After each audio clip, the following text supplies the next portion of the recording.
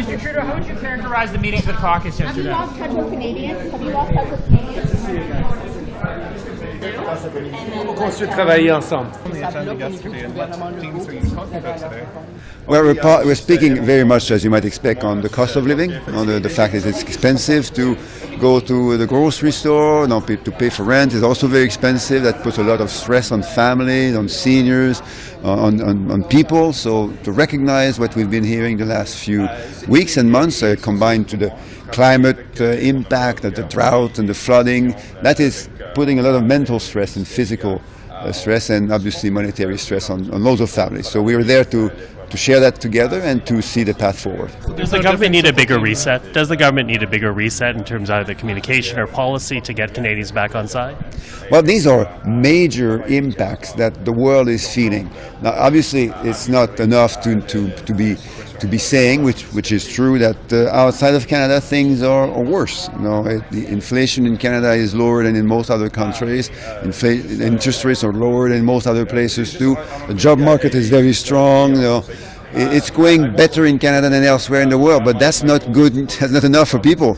So that's why we need to be doing even better, and that is going to be done with provinces and territories and with municipalities, as the Prime Minister nicely and importantly said yesterday during the housing announcement. But do you need a bigger reset? Pushing back a bit on working together. The city of Montreal wasn't really agreeing with what Trudeau said yesterday.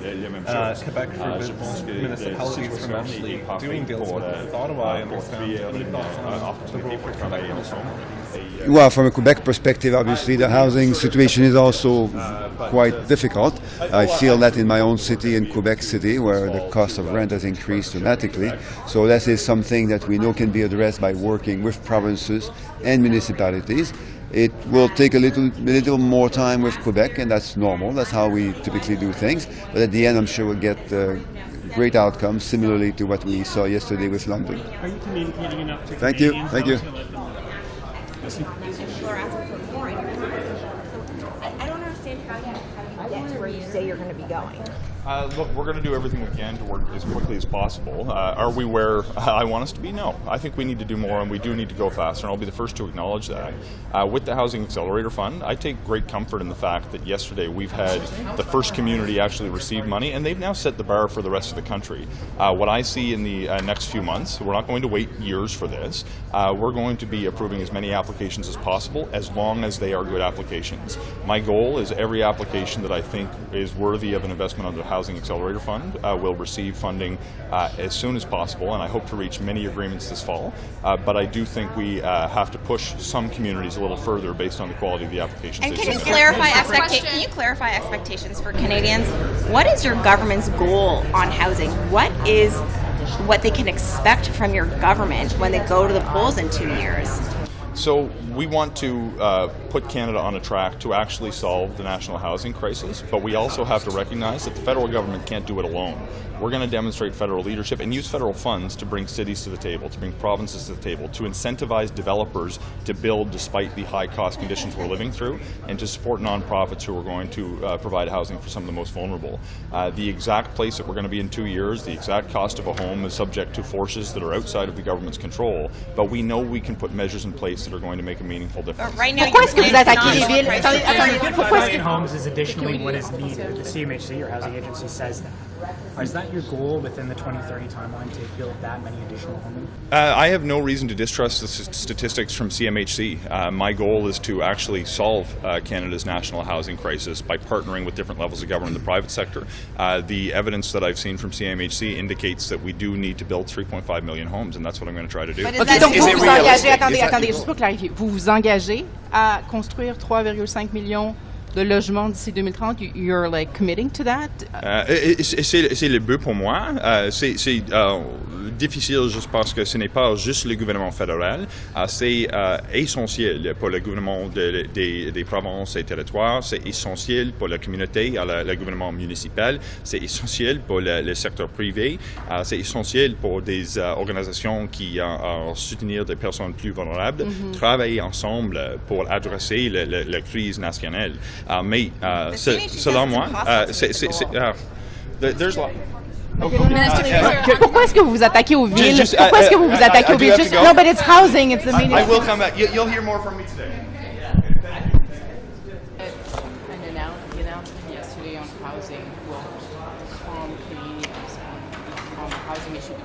a local announcement, a program that had already been announced? Like, do you think it will reassure Canadians? Actually, I think it was a very important announcement yesterday. We did announce the Rapid Housing Initiative of approximately $4 billion. And what we showed yesterday here in London, a city that is in need of additional housing, and especially affordable housing, is that we are rolling out the Rapid Housing Initiative. Mais est-ce que c'est suffisant? Excusez-moi, je vais changer de langue. Pas de problème. Oui, c'est crucial que nous continuons d'augmenter nos supports pour les Canadiens et Canadiennes.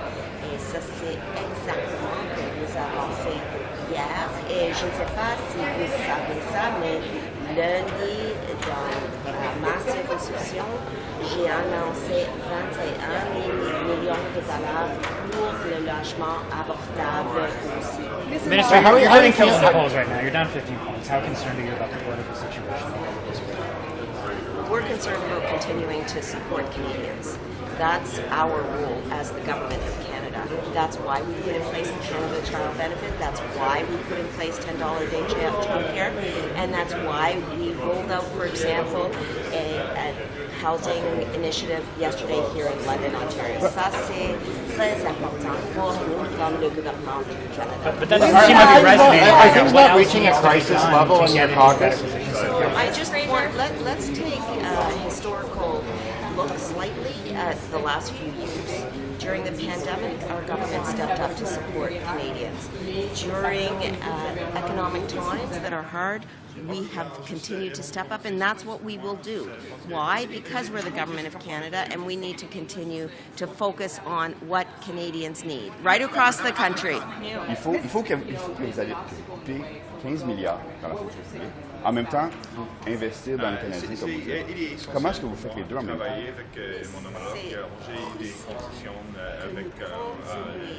S'assurer tout le monde dans notre pays que nous sommes prudents dans le gouvernement du Canada avec leur argent.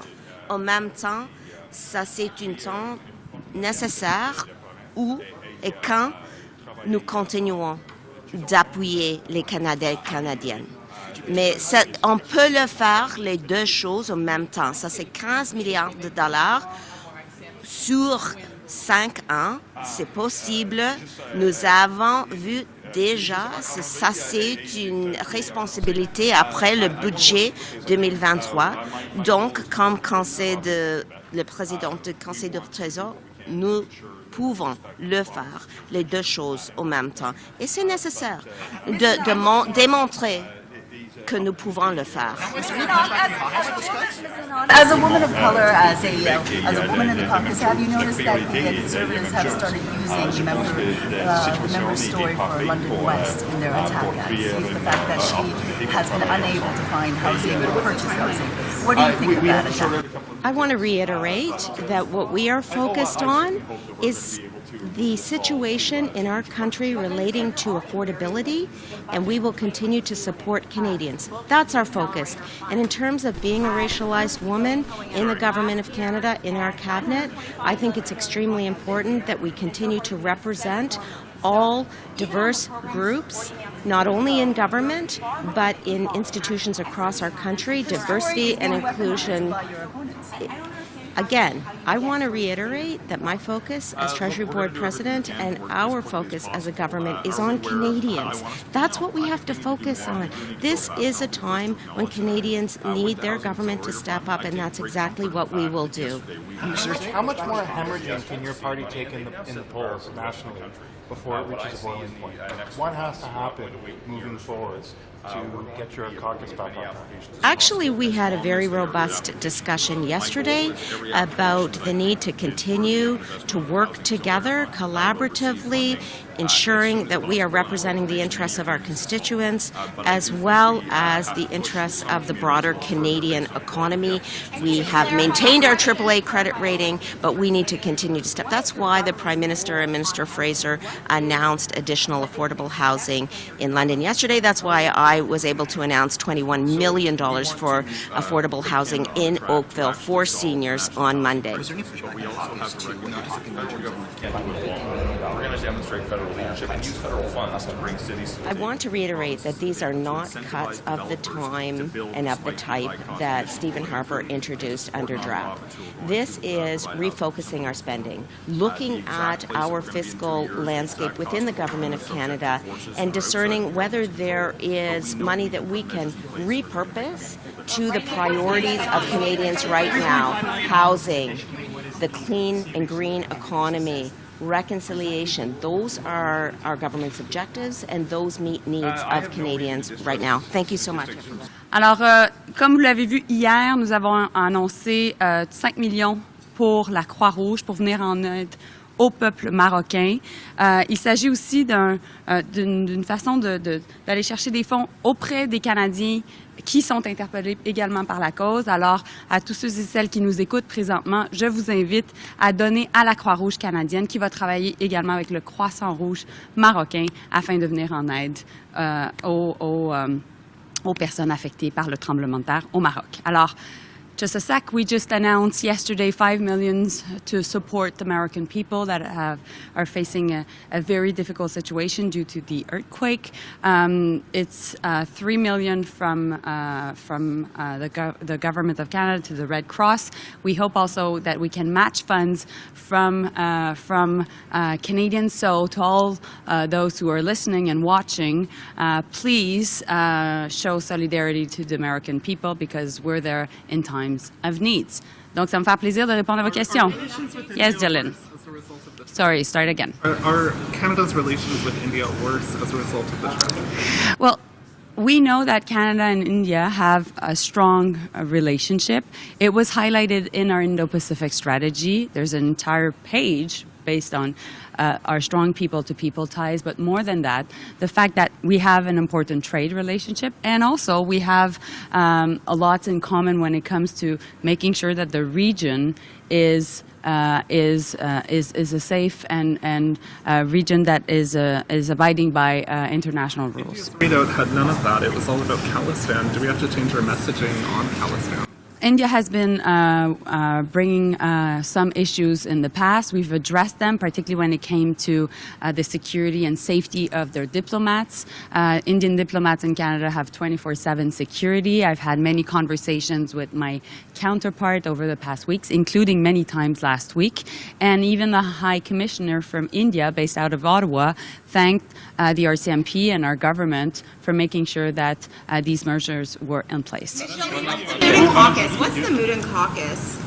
Mariki, you've been asking me this question over the past 3 days. I've answered 5 times. Now you've had the first meeting with the Prime Minister there, but you're waking up to more polls showing you guys even further behind. So we had good conversations.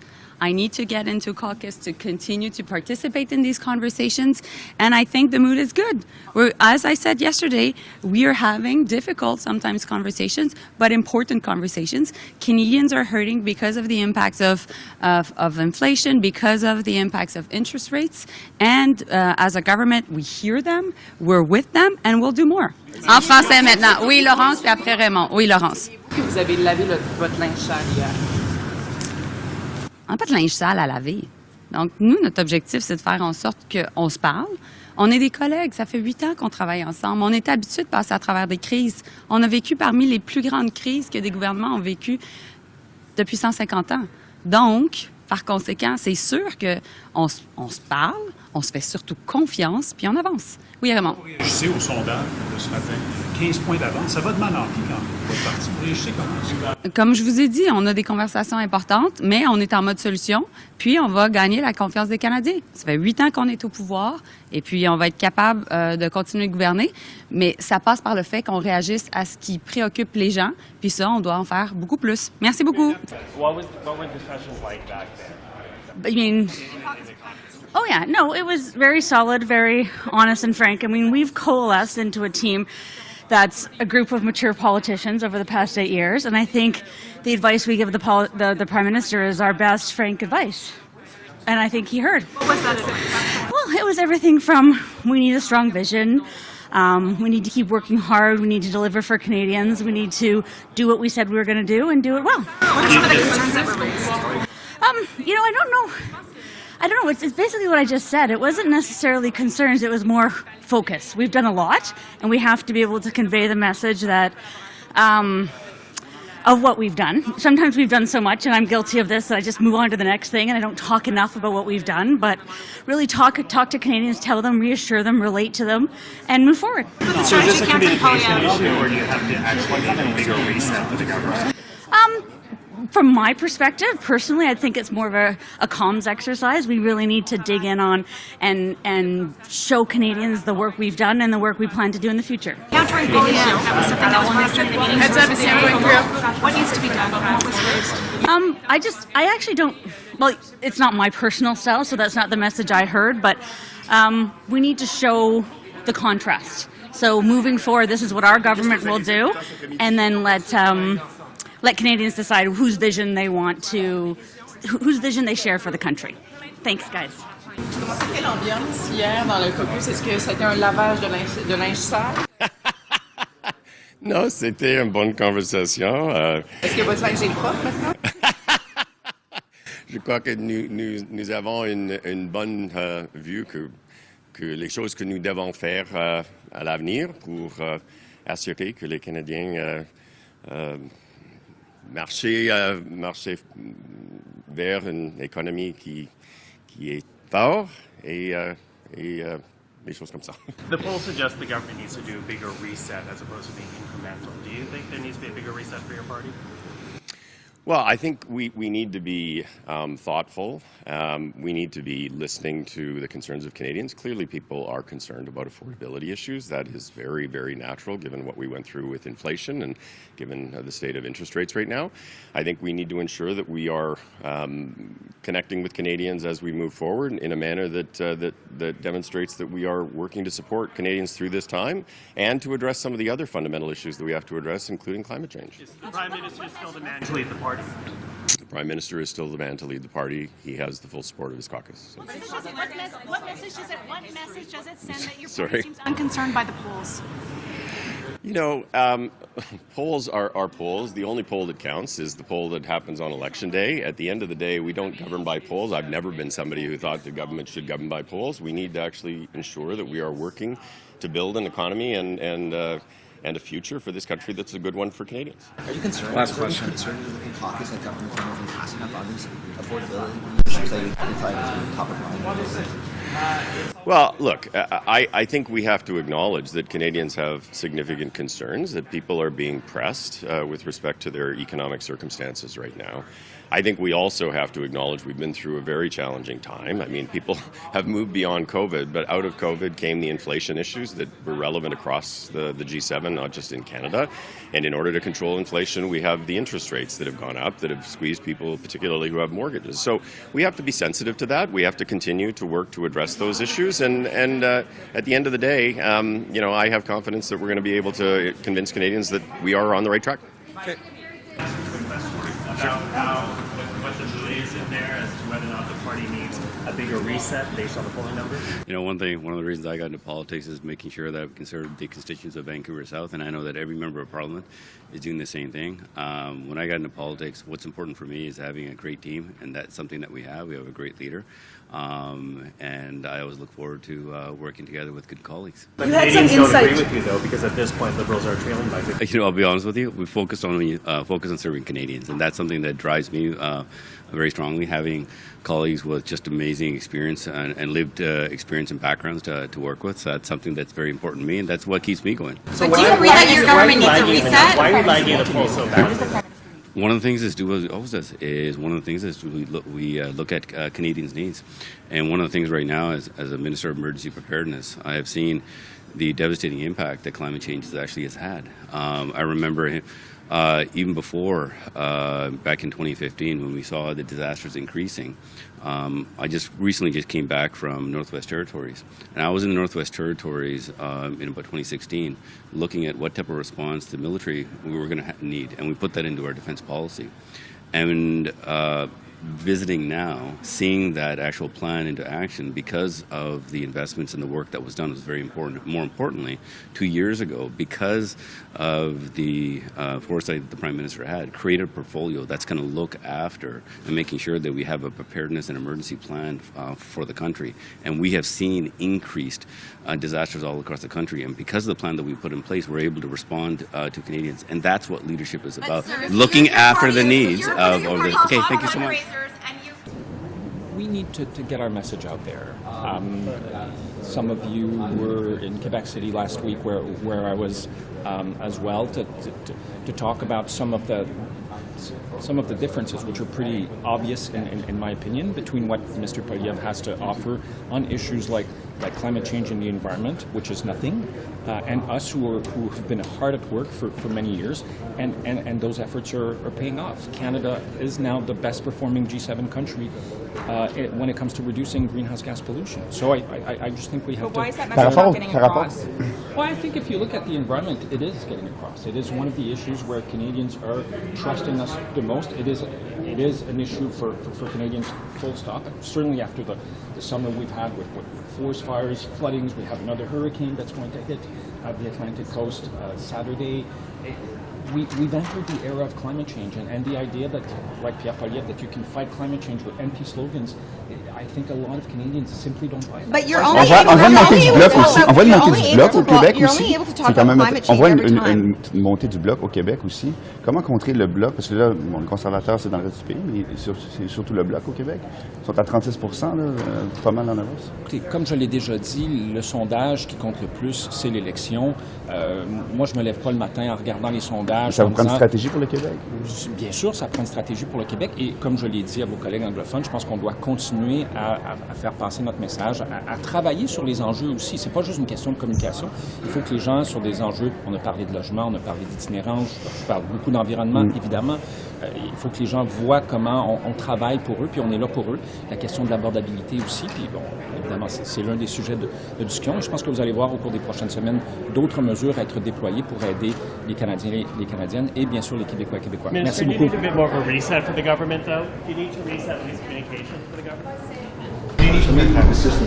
Oh well, we're going to continue our conversations around all the issues that preoccupy Canadians today, whether it's housing or the cost of living. Est-ce qu'il y a eu de la grogne qui a été exprimée hier lors de la rencontre du Caucus, diriez-vous ça? Bon, on a eu des bonnes discussions sur lesquelles les gens ont pu échanger par rapport à tout ce qu'on a entendu sur le terrain. Puis c'est sûr qu'il y a de l'anxiété dans la population. Je pense que tout le monde le ressent, tout le monde le voit par rapport au coût de la vie, par rapport à la situation pour le logement, etc. Donc on sait qu'on a du travail à faire, mais tout le monde est super motivé pour le faire. Quelle va être votre principale priorité? Est-ce que c'est le logement, le coût de vie? Qu'est-ce que c'est votre principale priorité? Les deux sont liés, parce qu'avec la hausse des coûts d'intérêt, ça affecte évidemment le coût de la vie en général. Il y a la question du panier d'épicerie. Donc, beaucoup de conversations positives, des excellentes suggestions, et on a hâte à la rentrée. How do you feel, though, when you wake up in the morning, you see yet another poll showing a double-digit lead for the Conservatives? The Liberals seem to think that Pierre Poilievre is unelectable, but all of the voters seem to think he is. Well, the only poll that will count is Election Day, and that's not today. So until then, we have for Election Day to be a success, you need to do some changes. Yeah, until then, we have a lot of work to do, and we know that people are anxious and preoccupied about the cost of living. So that's going to be our priority when we come back in Ottawa. Thank you very much.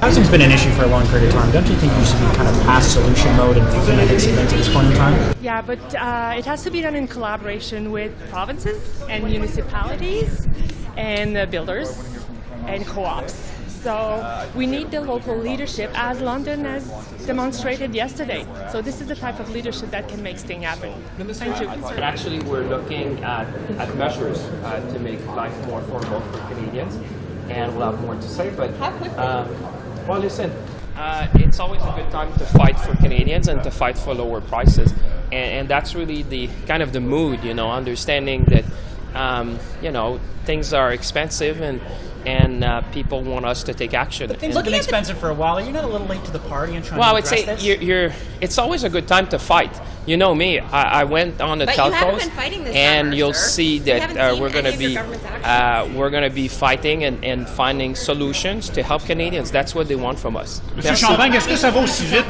que vous le souhaitiez? La crise du logement, ça fait un bout de temps. Ms. Freeland, how would you say the conversations went yesterday in Caucus? Ben, écoutez, vous savez, la crise du logement, pour moi, ça va prendre une discussion nationale parce qu'on sait que les municipalités ont un rôle à jouer, le gouvernement provincial a un rôle à jouer, le gouvernement fédéral. Est-ce que ça n'a pas été fait il y a longtemps? Ben, vous savez, les gens à la maison comprennent qu'en matière de logement, il n'y a rien qui peut être fait en cliquant des doigts, mais ce que les gens veulent, c'est des actions concrètes. Je pense que vous allez voir des actions très prochainement qui vont être très proches de ce qu'on a entendu, de ce que les Canadiens et les Canadiennes veulent. Caucus a sorti d'une détermination à affronter les nombreux défis avec un agenda législatif très, très chargé. What are those challenges? You said there are challenges. What are they? Well, it's quite obvious that we're living through a cost of living, a period where Canadians are concerned about the cost of living, about interest rates, affordability issues. That is a change from 20 years of basically zero interest rates. We clearly have to make some adjustments. The housing market is out of balance. That has to be, along with municipal and other partners, we have to continue to work on those challenges, and I'm confident that we will. What do you need to do to counter? Par rapport à la crise du logement, la difficulté à loger des gens qui sont déjà au Canada, est-ce qu'à votre avis, il faudrait réduire les cibles? Nous savons qu'au Québec et au Canada, nous avons besoin d'immigration. Nous vivons une pénurie aiguë de main-d'œuvre.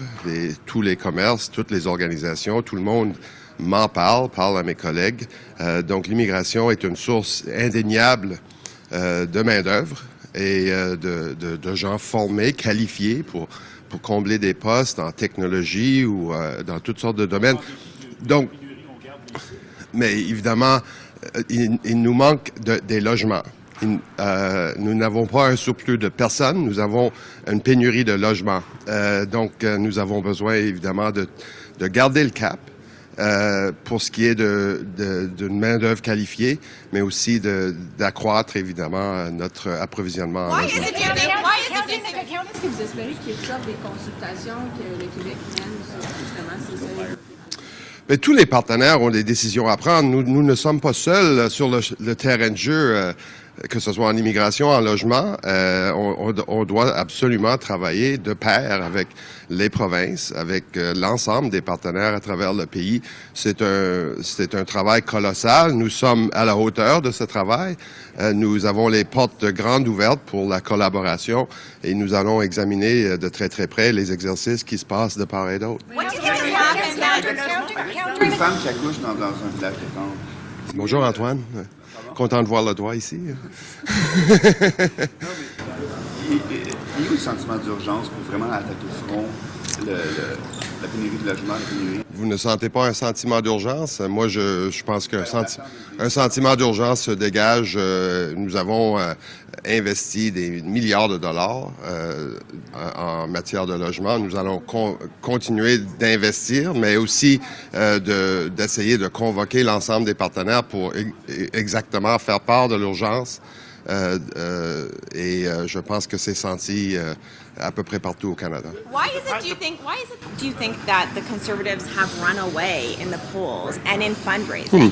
I mean, when we left the House in June, it was all about the Liberal government was going to reset over the summer, and instead, it seems that you have sort of gone into the bushes while Pierre Poilievre's taking center stage. Well, look, political tactics I'm here to represent the people of Gatineau and in other functions. You're a political person. You've been in the party a long time. You've been a political operative a long time. Look, we are technically at midterm. We have a lot of work to do. We're very focused on governing. We're very focused on meeting the challenges of the day and of the age. And I think we're going to continue offering those kinds of solutions to Canadians. Why have you hesitated? Ça fait des mois croire que les gens attendent des programmes de la part d'Ottawa. Ce que M. Trudeau a annoncé hier, c'est un programme qui existait déjà. Il n'y a même pas de nouvelles annonces. Non, mais ce qu'on a vu, c'était une réussite ici à London avec un conseil municipal qui s'est dit prêt. Et donc, je pense qu'il y a un signal très, très fort. Une municipalité qui dit, garde, donne-nous des armes, donne-nous des outils et on va procéder avec bon nombre de nouveaux logements sur notre territoire. Ça, on espère évidemment que ça va se multiplier. Donc, il y a un énorme avantage à venir souligner le fait que les agissements, les décisions du conseil municipal ici peuvent se répéter et se multiplier ailleurs. Les municipalités du Québec disent qu'ils ne peuvent même pas avoir accès aux fonds parce qu'il faut oui, mais comme vous savez, il y a une gouvernance un peu différente au Québec qui veut dire que nous devons négocier une entente cadre avec le gouvernement du Québec. Nous allons faire ça. Nous sommes dans ce processus-là maintenant. Et les municipalités du Québec, tout comme les municipalités ailleurs au Canada, vont pouvoir profiter. L'itinérance qui augmente de 44%. Oui. Oui. J'ai eu de longues conversations avec ma mairesse sur le sujet. Évidemment, on l'a vu parler de façon très, très directe sur l'enjeu. J'observe moi-même, je suis allé observer moi-même l'enjeu à Gatineau. C'est un enjeu qui va faire, il s'agit d'une épreuve pour les gouvernements. Ce sont des problèmes très complexes de santé mentale, bien sûr de logement et de toxicomanie que nous devons affronter avec le plus grand sérieux. Was the caucus a bit disappointed yesterday's announcement wasn't anything new? I think the word I would use to describe yesterday's caucus is determination. You know, we know that there are a number of challenges. The post-pandemic age has meant that we have, developed new challenges on the economy, new challenges on people experiencing homelessness and others. Those challenges require thoughtful solutions, and yesterday I thought was a very, very big step in terms of coming to decisions on those very, very big issues. It's been like, it was announced budget 2022, got this huge hype that that's really big, turned out to be this kind of big. You know what? There's a team in there that, and a prime minister in there that is, of course, acutely aware of some of the challenges, but also acutely aware of the capabilities and our will to overcome them. Ministre McConnell, ça vous avance à quoi de renvoyer la balle dans le camp des maires comme M. Trudeau?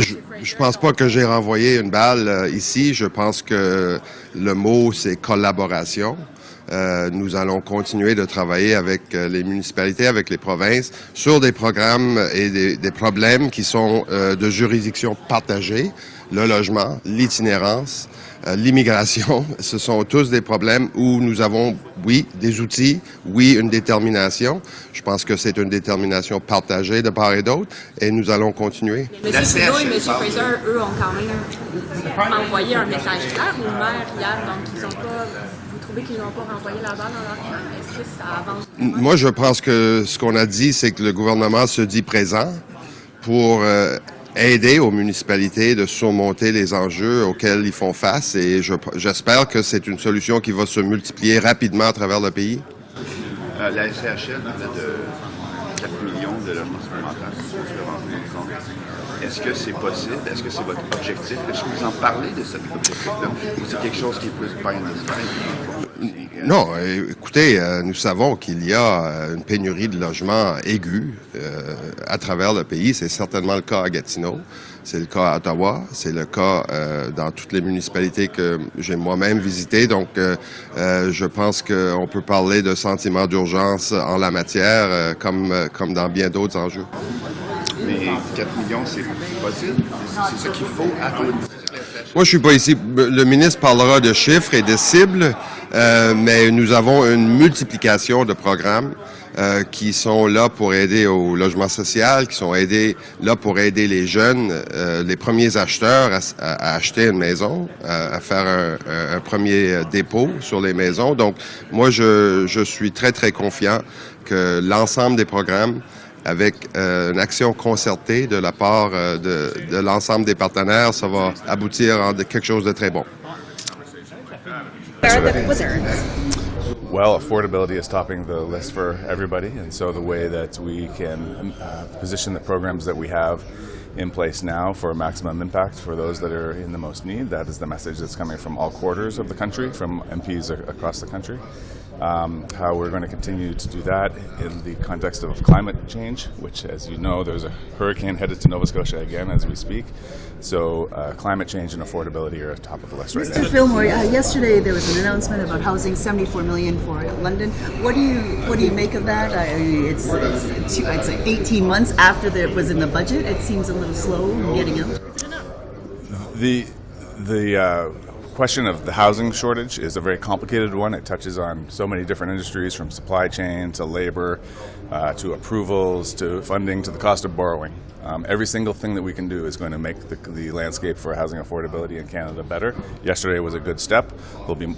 We need more announcements like that, more investments, but what's very important here is that all three orders of government are cooperating on the solutions.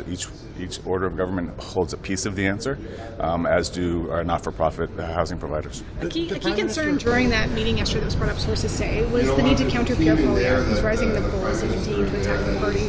What do you think needs to be done? What kind of strategy change is needed? Well, people are coming to know Pierre Poilievre at this moment. I think there are a lot of voters in Canada, a lot of citizens in Canada who are just being introduced to him right now. They're getting a very polished, ready-for-television version of him. It's a very different version from what we know that we see in the House. So I think as time goes on, Canadians will begin to see that his disinterest in action on climate change, his disinterest on a number of issues that are very important to the social equity matters in Canada will become pretty clear. Were attack ads discussed? Of course, I can't discuss what was discussed in Caucus, but I think the Caucus is very interested in making sure that Canadians see who Pierre Poilievre really is. The Prime Minister said yesterday at his announcement here in London that he needs to be focused on listening to the concerns of Caucus, the concerns of Canadians. In your view, what does the Prime Minister need to do in concrete terms to show that he's actually listening to his caucus? So you're quite right. The landscape of Canadian politics happens at the community level, and that's also the front line of where some of the hardships that Canadians are facing are occurring, as well as a lot of the opportunities that Canadians are facing are happening on the front lines in community. The absolute best way for the Prime Minister and his leadership team to understand what's happening across the country is to listen to his caucus. And the Prime Minister signaled very clearly yesterday that he is going to be listening in a new way to the caucus. So we're very interested in that. Well, I'm not going to share any details of what we're spoken about, but it's plain that the Prime Minister is looking to spend more time with his caucus and more time listening. Is that an acknowledgement that perhaps the inner circle has been out of touch for a bit? I wouldn't say that. I think it's a reaction to new realities in Canada. There's an intensity in communities right now, as we talked about, around housing and affordability and climate action. And to address those things effectively, we have to do things a little differently, I would say.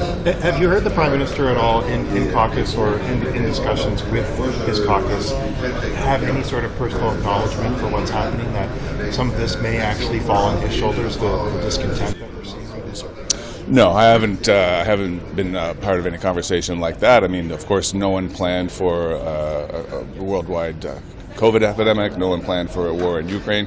These are the things that have really changed the landscape, the economic landscape, and the fortune of Canadians. And now, of course, we're focused on making the most of the policies that we have and seeing what else we need to do. Yeah. Okay. Thanks for your time. First and foremost, what do you think of the discussions there? It's difficult. No, they've been great, reunited, and it feels so good. No, we've been strategizing about how we're going to continue to support the middle class and those working hard to join it. So it's been great, and seeing colleagues from across this great nation. We're united. Any discouragement over the very fact that Liberals trail Conservatives right now? Another advocate data came out today. I've been around for a little bit in local politics, and the only poll that matters is the election day poll. We've been up and down. When I joined the Liberal Party and ran in 2015, we were at 25%. So I had no problem with that. I'll let the other people focus on polls. We'll focus on people.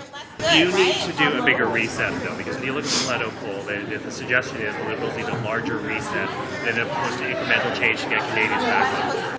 we're just going to focus on the people and putting people first. We don't chase polls.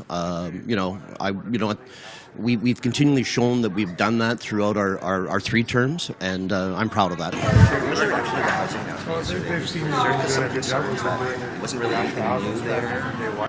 No, I think the housing announcement was great. It's awesome. Like, I'm from Sault Ste. Marie, and you'll see a number of projects between the private and public sector that are being built right now, and we're responding to the demands that are out there for housing, and we're really, really doing a good job on that. Is it a big enough announcement, though? You're talking about a couple of thousand up against the aspirations of millions of Canadians who are concerned right now.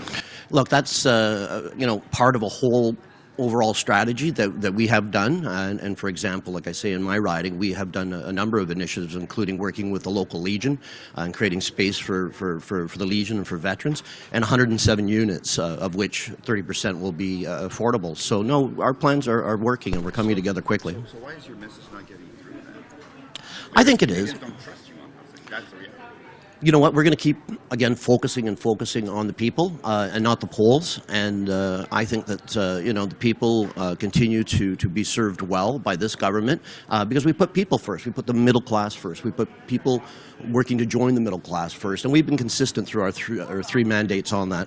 Is the Prime Minister still the best asset for this party? Absolutely, 100%. The reason why I'm standing here today is because of him. He's a great leader. He does put people first. I jumped in 2015 because of him and his platform and his ideas,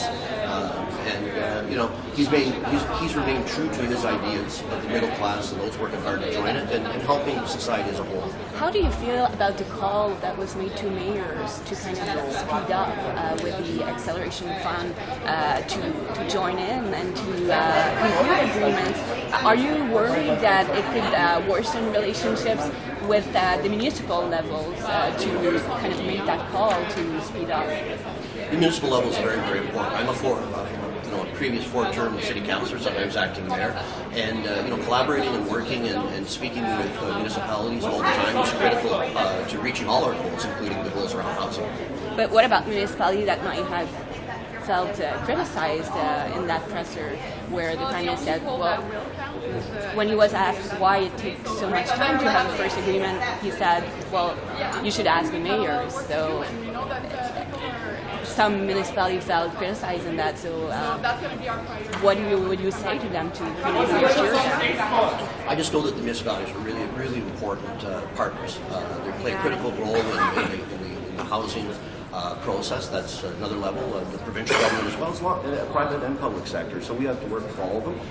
I know in Sault Ste. Marie that the mayor works very closely with us, and we communicate. And we need to continue to communicate with all levels of government, the private and public sector, to reach all our goals. Thank you. Thank you. Alors, il faut commencer à l'échelle nationale, quand même. Ça fait des années qu'on en parle de la pénurie du logement, puis là, le gouvernement commence à peine. On vient de signer une entente, 1 an et demi après l'annonce de ce programme. Oui, écoutez, le logement ne sera pas réglé par un palier gouvernemental. Il faut tout se mettre ensemble.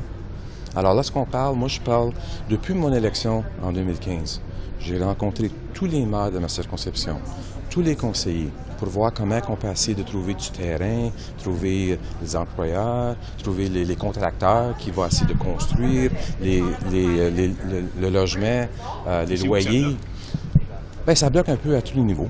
Je pense qu'on a toute une responsabilité, les 3 niveaux parlementaires. On doit s'asseoir, enlever la politique, puis trouver une façon. Puis c'est ça qu'on n'a pas fait dans les dernières années, c'est clairement, c'est pas fait.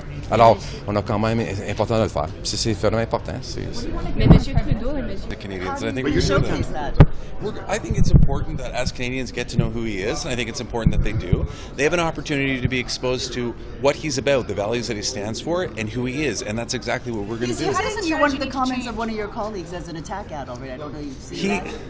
Pierre Poilievre is going to do what Pierre Poilievre does. I've been watching it for 8 years. We're going to continue to focus on Canadians and delivering for them. And I am certain that at the end of the day, Canadians will benefit from that and will appreciate that. Do you guys have to be more aggressive? You guys have to be a bit more aggressive like you are, maybe on Twitter? Am I? I didn't notice. No, listen, we all have our own ways of going about showcasing and telling Canadians the story and what's going on. We do it differently. Some of us are maybe a little more aggressive than others, but I think that we have the right balance and we have the best team. And once we're able to display to Canadians who Pierre Poilievre really is, I think the choice is going to be very easy. Prime Minister the Caucus today. What do you make of the discussions there? What the tone been like in there? Oh, it's been remarkably optimistic. You know, we're working hard to really unpack everything that we've heard from our constituents over the course of the summer, and a lot of barbecues, a lot of backyards, a lot of cultural events over the course of the last few months, and a lot of great feedback from Canadians. And now it's time to make that good policy. Are you fearful, discouraged by the numbers though? Because right now it seems that Canadians think the Conservatives are doing better on the issues of affordability. Well, I mean, it's everybody's job to put forth really good ideas, and anybody that has a great idea should put a great platform forward. But I was knocking on doors in the middle of 2019 in the summer when the Liberals were polling even worse. So, no, I'm not discouraged. You're in a swing riding, and right now the polls would have you losing that swing riding. I'm not too concerned with polls. What message does it send that you're not too concerned about people's opinions? I'm concerned about my constituents and their concerns, and that's what I'm focused on, not the polls. Well, Mr. O'Gabro, what do you think the government needs to do to change the political situation? As someone who has been in cabinet and is now, what do you think? What's been going on? What kind of insight were you able to provide? Look, I'm grateful to be here, back with my colleagues and friends at the Liberal Caucus, getting ready for the fall session. We have a lot of work to prepare for. Canadians expect us to be focused on issues that they care about, and yesterday and today are going to be very important sessions for us to have these frank and honest discussions about the work that Canadians expect from us. Mr. Fillmore mentioned. Have a good day. Have a good day. Thank you.